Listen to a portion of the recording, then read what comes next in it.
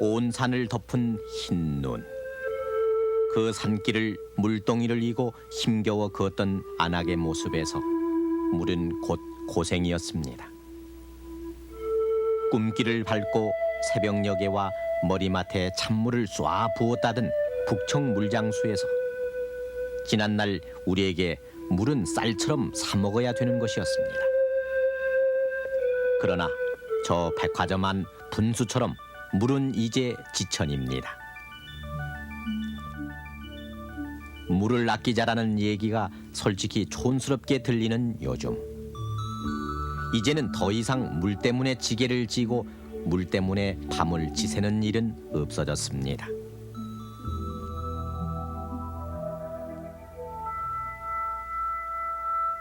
그러나 불과 십수년 전, 겨울바람처럼 매섭던 물 사정이 다사롭던 우리네 인심마저 얼어붙게 하던 그때,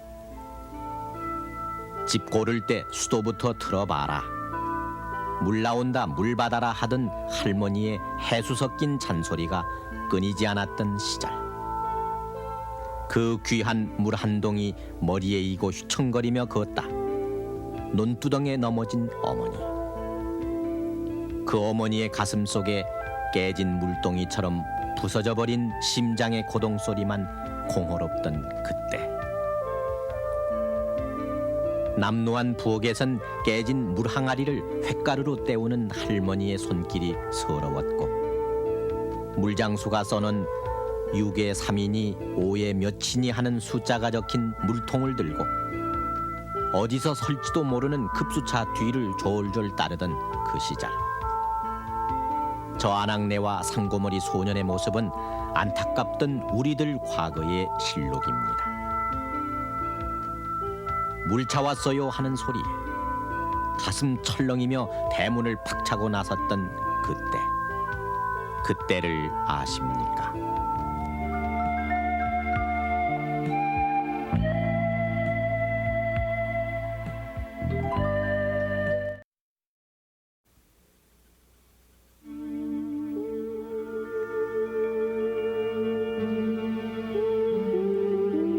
더 늦기 전에 어서 물 안 지게 길어 오시구랴.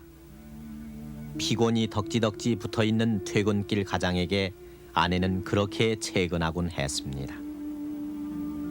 저녁밥을 마련하기 위해서, 숭늉의 설거짓물, 자릿기를 위해서, 그리고 이튿날 한 바가지의 세숫물을 확보하기 위해서 공무원도 회사원도 군인도 모두 물지게 지는 데는 이력이 났었습니다.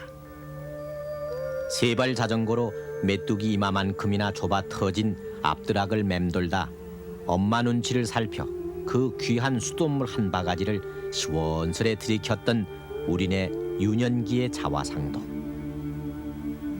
어느 동네 어느 집이나 내비치곤 했습니다. 부성기 분위기는 하나, 반찬 없인 살아도 물 없으면 못 살았기에 안악들은 물 한 지게 살 푼돈을 늘 부뚜막에 준비해 놓았고, 그때 공동수도는 어느 집 할 것 없이 하루에 두세 번씩 반드시 들러야 했습니다.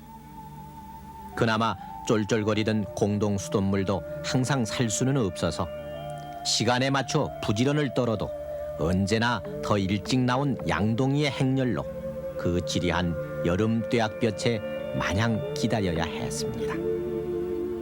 공동수도가에선 점잖은 남정네와 아낙네가 얼굴을 붉히며 내가 먼저니 댁이 나중이니 하며 언성을 높이기가 일쑤였고, 이웃 사촌들도 이때만큼은 사돈의 팔촌쯤으로 벌어졌습니다.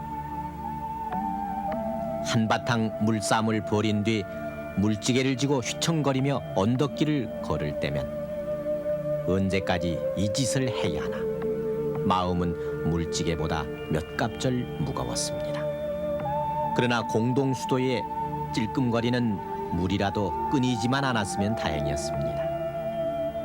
숨을 몰아쉬며 달려갔건만은 수돗물은 끊어지고 꼭지가 빠진 수도 파이프 옆엔 0.76 입방미터의 5원이니 하는 원망스런 간판이 장승처럼 지켜서 있던 그때, 고개 마루턱, 그 당시에 이제 그 낮에는 물이 잘 안 나오고 그러니까 밤에 물이 나오는데 밤에도 그것도 초저녁에 물이 나오면 좋은데 밤 12시 이후에야 겨우 그 조금 약간 높은 지대에는 물을 먹을 수가 있어요. 그래서 그것도 이제 가정마다 그 수도가 달 나오는 게 아니고 공동 수도에 가야 하니까 그 공동 수도에 가서 12시쯤 가면은 이제 그때부터 물이 나오기 시작하면 거기다 이제 물통 대놓고 물을 받으면은 이제 한 새벽 2시까지 받으면 아마 그 다음 날 먹을 거 물 2지게 내지 3지게 할 수 있습니다. 그래야 안심하고 잡니다.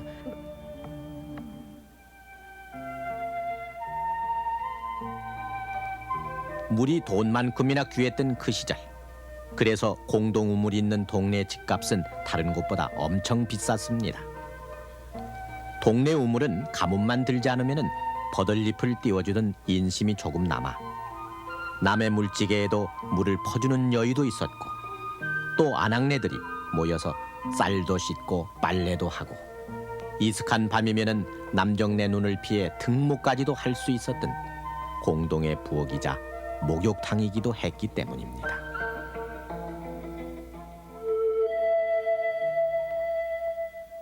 물 차왔어요. 지약스럽던 누렁이도 나몰라라 누워버린 한가롭던 여름날 오후. 물차. 이 한마디는 동네를 금세 비상 걸린 군대만큼이나 어수선하게 만들곤 했습니다.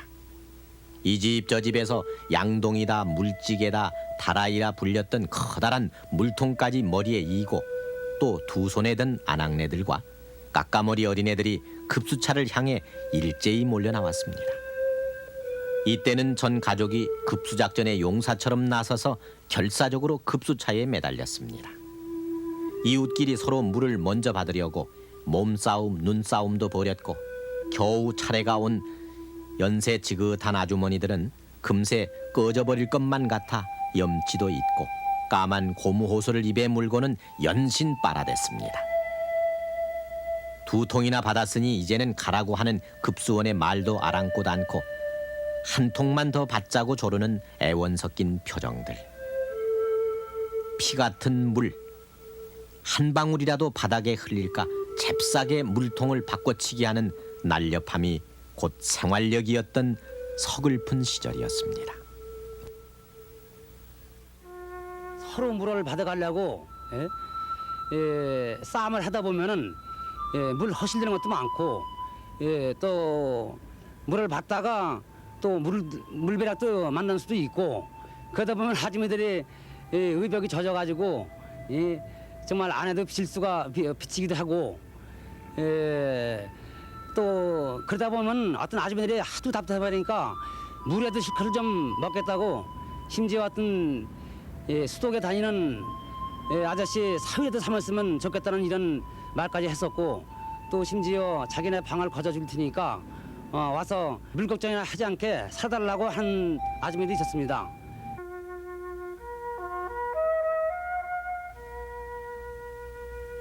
물이 나오는 날, 그날은 수도가 있던 집에선 철철 흐르는 물 속에서 밀린 빨래도 하고 목욕탕 시멘트 욕조에 양은 다라이에 빈 항아리에 물을 받아놔 이날만큼은 물부자가 되는 날이기도 했습니다. 지금 그 흔한 수세식 변소는 그때는 공사에 드는 돈이나 장소보다도 물 때문에 감히 엄두도 못 냈었습니다.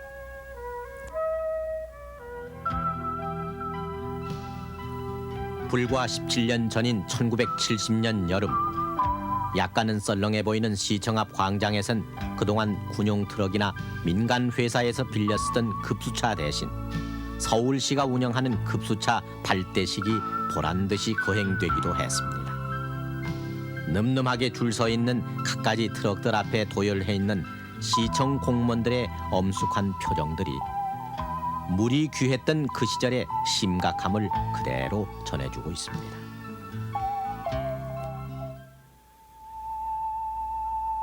쇳내나는 수도꼭지를 아무리 빨아도 물 한 방울 안 나오던 운동장가 수도에서 어쩌다 물이 콸콸 나올 때면 철없는 아이들은 배가 불룩해지도록 갈증을 풀고 나선 콸콸 나오는 물이 신통해서 수도꼭지를 손바닥으로 막고 물싸움을 하기도 했습니다. 학교가 파하고 집으로 오던 길. 산동네 아이들은 누가 시키지 않았어도 개울물에서 세수도 하고 발도 씻었습니다. 어린 마음에도 중학교 다니는 큰형이 학교 가기 전 새벽 안개 속에서 물지개로 나르던 그 물. 물의 소중함이 사무쳤기 때문이었습니다. 방울로 떨어져 나와 무더니도 속을 썩히던 그 수도에 그때는 왜 그리 고장은 많았는지. 돌려도 돌려도 헛도는 수도꼭지며 아무리 잠가도 여전히 물이 새는 수도. 가뜩이나 아까운 수돗물이 그냥 샌다는 것은 요즘으로 따져선 마치 불이 나는 것만큼이나 긴박했던 일이어서 당국은 수도 고장 신고는 117로 해서 수도 고장을 범죄나 간첩, 화재 사고와 같은 반열에 넣었습니다. 발견 즉시 전화 117번을 걸어서 수도 안내소로 연락해서 하루속히 고치도록 해야 하겠습니다. 온 마을 사람들이 샘물 하나 또는 공동우물 하나에 매달려야 했던 농촌의 물 사정도 도시보다 나을 것이 없었습니다. 콸콸 쏟아지는 샘물, 지칠 줄 모르고 솟아오르는 우물에 대한 바램은 정월 대보름이나 명절 때면은 의뢰이 샘터를 관장한다는 귀신을 위해 구판을 벌이는 데까지 이어졌습니다. 신주단지 모시듯 떠받친 우물. 앵두나무 우물가에 동네 처녀 바람났네. 그 유행가를 낳게 한 우물은 어쩔 수 없이 마을 사람들을 하나로 묶는 뿔이었습니다. 그러나 해마다 반복되는 가뭄, 그 타는 듯한 햇볕 아래선 믿었던 샘터나 우물도 보잘것없는 미천을 드러냈습니다. 사람이 먹고 씻는 일이야 참을 수 있는 데까지 견뎌보겠지만 들녘의 벼포기는 목마름을 참아주지 못했습니다. 바닥이 곧 들여다보이는 둔벙을 마지막으로 퍼냈으나 깊게 패인 논바닥은 기별도 안 가는지 전혀 아물 줄을 몰랐고 믿으니 하늘뿐이었으면서도 그 하늘을 보고 원망도 참 많이 했던 그때. 52년 8월에 이 신문 기사는 경상남도 산청군 농민 500여 명이 산꼭대기에 지어놓은 집 때문에 산신님이 노하셔서 비가 내리지 않는다고 그 집을 꽃갱이로 부셔버렸다는 웃지 못할 사건을 보도하고 있습니다. 가뭄을 극복하자. 당국은 항상 이런 말로 시리에 빠진 농민들의 한오락이 의욕을 잡아당겼으며 농민들도 죽을 힘을 다해 부석부석 먼지바람만 이는 땅을 파고 또 헤집으며 물줄기를 찾았습니다. 농민뿐 아니라 군인, 은행원, 학생들이 총동원돼 양동이 릴레이를 벌이기도 했고 심지어는 국민학교도 수업을 중단하고 까까머리 철부지 학생들은 물이 찰랑이는 세숫대야를 양손에 들고 열을 맞춰 논으로 향하기도 했습니다. 지성이면 감천이라. 그토록 염원하던 비가 주룩주룩 오시던 날. 그날은 잔칫날이겠지만 또한 마을 곳곳에선 말다툼과 주먹다짐이 벌어지는 날이기도 했습니다. 내 물이니 네 물이니 아니 하늘물이지 하며 물꽃 때문에 벌이는 말 그대로 물 쟁탈전이 벌어졌습니다. 위에다가 소나기가 한번 오면은 가래고 뭐 깨이고 가지고 자기 논에 간다 물가 가니라고 또라이고 뭐지 다 파 들러다가 서로가 싸움하는 일은 그거는 말도 못합니다. 이거는 내 물이니 이거는 네 물이니 이렇게 싸움을 하늘 물이니 바닥 물이니 그거 싸움을 많이 합니다. 하는데 그 옛날 어른들 얘기 들어보면은 뭐 부인네들 나와서 저 물 못 대라고 남자들 홀떡 벗고 이래 막 고나이도 이래 많이 눕고 이런 사정이 많이 있었답니다.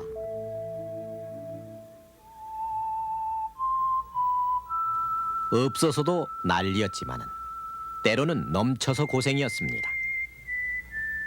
혈린이 사란이 하는 귀에 익지도 않은 외국 여자 이름에 큰 비바람이 몰고 온 재앙들은 도시 농촌 할 것 없이 이 땅의 사람들과 그 사람들의 남루한 세간살이를 앙증맞게 핥히어 지나갔습니다.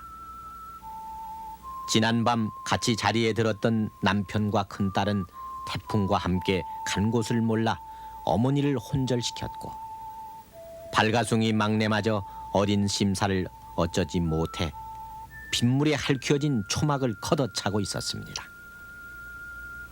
남은 것은 눈물마저 말라버린 아낙네의 오열과 아무 표정 없는 할머니의 넉나감뿐이었습니다.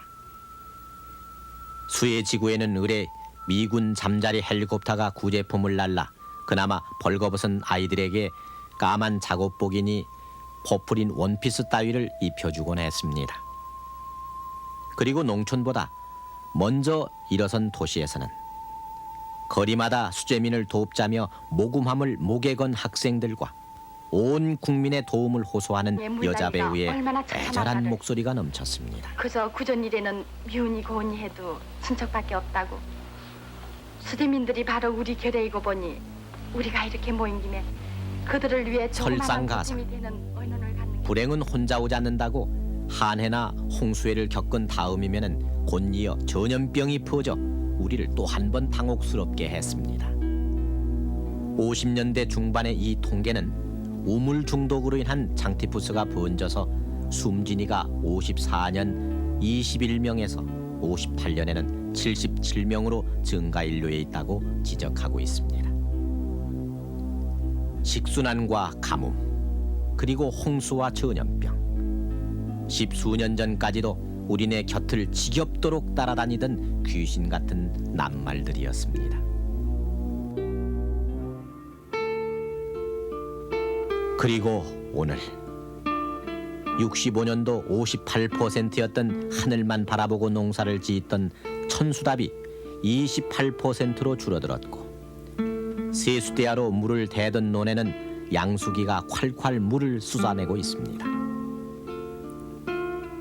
물을 잘 나오게 해달라며 풍물을 놓던 샘터는 언제부턴지 인적이 끊어졌고 웬만한 농촌에는 집집마다 모터로 물을 끌어 쓰는 수도와 펌프가 들어섰습니다. 형님이 먼저 때를 민 떼국물 함석 다라이 안에서 더럽다고 투정을 부리다 할머니에게 호되게 등줄기를 얻어맞던 지금의 30대 40대는 때를 밀기보단 피로를 풀겠다고 목욕탕이나 사우나를 찾습니다. 서울시 상수도 보급률이 52%에 그쳤던 60년대 초반 산 비탈 동네에 구세주처럼 나타났던 급수차, 수도 보급률이 98.4%나 되는 요즘 그 급수차는 비상시에 대비한 차량으로 하얀 눈 속에 할 일을 잃고 서 있습니다. 생명처럼 귀했던 수돗물도 어쩐지 못 믿어워 미네랄 워터니 무슨 생순이 하는 것들로 해서 식수의 자리조차 위협받고 있는 오늘의 참으로 넉넉한 물줄기.